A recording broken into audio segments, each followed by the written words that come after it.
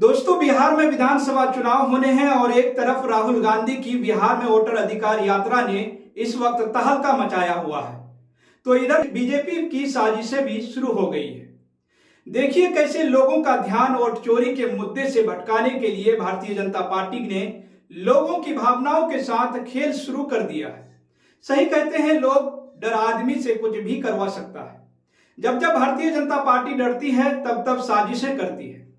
भाषा के नाम पर विवाद छेड़कर, मां को आगे रखकर और फर्जी प्रदर्शन करके भारतीय जनता पार्टी सोच रही है कि लोग भूल जाएंगे कि वह वोट चोरी के दम पर सत्ता में है। यह इनका पुराना पैतरा है, लोगों को बांटो। बीजेपी को पता है कि अगर जनता वोट चोरी के मुद्दे पर एकजुट हो गई तो उनकी सत्ता खतरे में पड़ जाएगी, इसलिए वह माहौल बदलने की कोशिश में है। कभी भाषा पर विवाद, कभी क्षेत्रवाद की बात, तो कभी फर्जी प्रदर्शन। ये सब कुछ उसी साजिश का हिस्सा है। मकसद एक ही है, लोग वोटर लिस्ट की गड़बड़ियों, चुनाव आयोग की नाकामी और मोदी सरकार की सांठगांठ की बात भूल जाए। लेकिन जनता अब समझदार हो चुकी है। बिहार के लोग सड़कों पर हैं।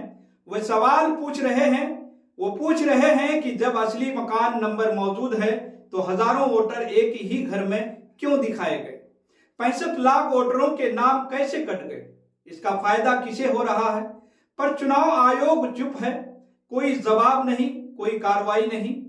दोस्तों, गया के एडीएम कहते हैं कि निदानी गांव के वोटर असली हैं, लेकिन ये नहीं बता पाते कि 947 लोग एक ही मकान में कैसे। मधेपुरा में भी यही हाल है। भारतीय जनता पार्टी के नेता अब राहुल गांधी पर निजी हमले कर रहे हैं ताकि मुद्दा भटक जाए, लेकिन वोटर अधिकार यात्रा ने साफ कर दिया है कि जनता अब चुप नहीं रहेगी। जान लीजिए कि 17 अगस्त को सासाराम से शुरू हुई ये यात्रा अब अपने अंतिम पड़ाव पर है। 1 सितंबर को पटना में विशाल रैली के साथ इसका समापन होना है। इस यात्रा में राहुल गांधी, तेजस्वी यादव जैसे बड़े नेता शामिल हैं, जो लोगों को उनके वोट के अधिकार के बारे में जागरूक कर रहे हैं। इनके अलावा अखिलेश यादव और प्रियंका गांधी जैसे नेता भी इस यात्रा का हिस्सा बन रहे हैं।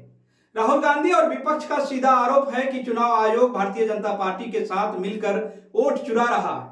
बिहार में एसआईआर के नाम पर 65 लाख वोटरों के नाम काटे गए हैं, खासकर गरीब, दलित और अल्पसंख्यक इलाके में, ताकि भारतीय जनता पार्टी को फायदा हो। राहुल ने इसे सीधे सीधे लोकतंत्र की हत्या बताया है।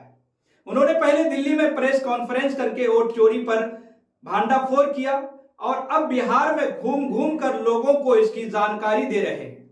याद दिला दे रहे हैं कि राहुल गांधी ने पीसी में सबूतों के साथ खुलासा किया था कि कर्नाटक की एक सीट पर 1 लाख से अधिक फर्जी वोटर थे।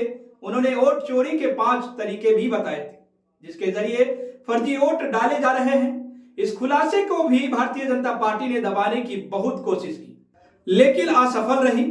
भले ही गोदी मीडिया ने इस पर बात नहीं की, लेकिन सोशल मीडिया पर यह मुद्दा आग की तरह फैल गया। हर तरफ से लोग सवाल करने लगे चुनाव आयोग से। हालत यह हो गई कि चुनाव आयोग को भी प्रेस कॉन्फ्रेंस करके सफाई देनी पड़ी। लेकिन अब गलती पकड़े जाने पर सफाई का क्या ही फायदा? जनता ने इसके बाद भी इनकी जमकर धुलाई की और अब बिहार में भी ये जोश देखने को इस वक्त मिल रहा है। बिहार के हर गांव, हर गली में एक ही नारा गूंज रहा है, वोट चोर गद्दी छोर। बिहार की जनता का यह जोश देख भारतीय जनता पार्टी इस वक्त डर गई है। मोदी सरकार डर गई है। उसे समझ आ गया है कि राहुल गांधी की यह यात्रा और वोट चोरी का मुद्दा बिहार में उनकी मुश्किलें बढ़ा देगा। इसलिए ये लोग फर्जी प्रदर्शन कर जनता को मुद्दे से भटकाने की कोशिश कर रहे हैं।